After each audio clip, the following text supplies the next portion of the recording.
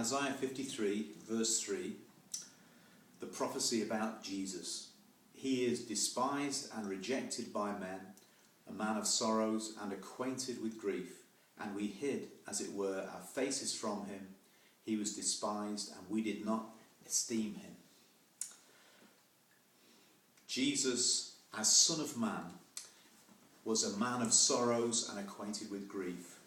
So asking the question, what is it to be human? Is it to be a man of sorrows and acquainted with grief? And how do we treat one another as human beings? In the phrase, we hid our faces from him. So Jesus took the role of Son of Man as representative humanity, and not a celebrity but a non-entity.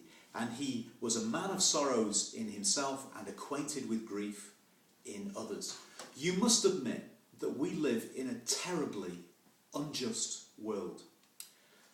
And sometimes you have to ask the question, are you comfortable being comfortable? Someone told me that North America spends more on anti-aging creams than Tanzania does on food. What do you think about that? How dreadful it is to be complacent about our luxury and say that it's God's blessing. And in addition to that fact, even where we are, even now, even in our soft and comfortable world, can we say that we live without sorrow or grief? Well, not at all. It's a result of a universal survey of human life that man is born to trouble in Ecclesiastes. And so Christ typifies this. He represents this feeling, a man of sorrows. He's like us, and escape is impossible. And even within this marvellous physical machinery that you see before you, we're prone to breakdown and pain in every little strand of our nerve systems. The stuff happens. Even in our bodies, things go wrong. And just the same way, in our minds, we are capable of breakdown, of thoughts and emotion, depression, grief, bereavement, illness, sorrow. It says in the Bible, a wounded spirit who can bear. And that's part of being human, isn't it? Are you happy? Are you enjoying this? It's part of being human. It's a big part. And Jesus understood this completely. In fact, he understood it more than we do. He wasn't immune to these things, physical pain. You didn't think he was, did you? And he wasn't immune to mental or emotional pain. He suffered being alone, being misunderstood, being emotionally manhandled and beaten as well as physically. In fact, he suffered more than we do. Because, listen carefully, Jesus was more completely human than we are. We are muddied and confused by sin. We've made so many wrong choices that we even fail to see what a right choice looks like. But Jesus had no such confusion. He understood completely what it was to be human. And so when rough and scornful people mishandled Jesus, the feeling went far deeper into his gentle heart than it does into ours. I believe it. And the completeness of his humanity ensured the completeness of his pain, his grief. Behold and see if there be any sorrow like unto my sorrow, said Jesus.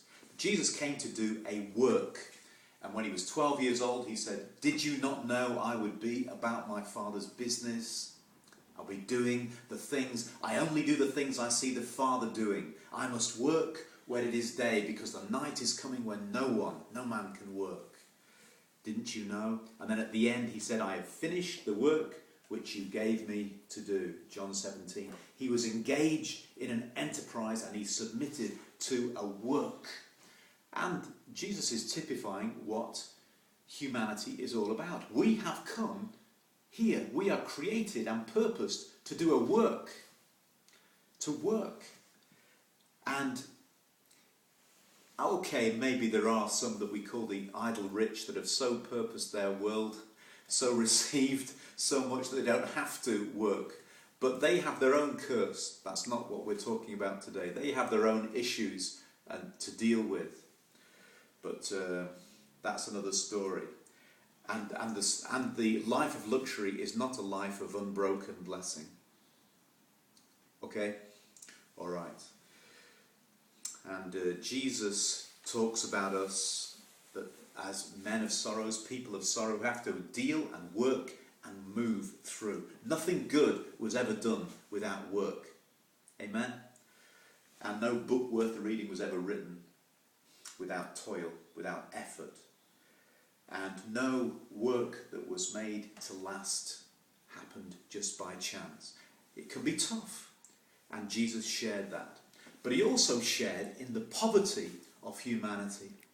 He said, foxes have holes and the birds of the air have nests, but the Son of Man has nowhere to lay his head.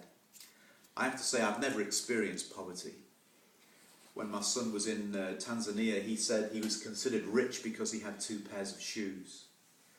It's all comparative, but John Wesley said, it's no sin to be rich, but it is a sin to die rich. So when Jesus shared our lot, when Jesus became human, he became fully human, but that meant sharing our poverty.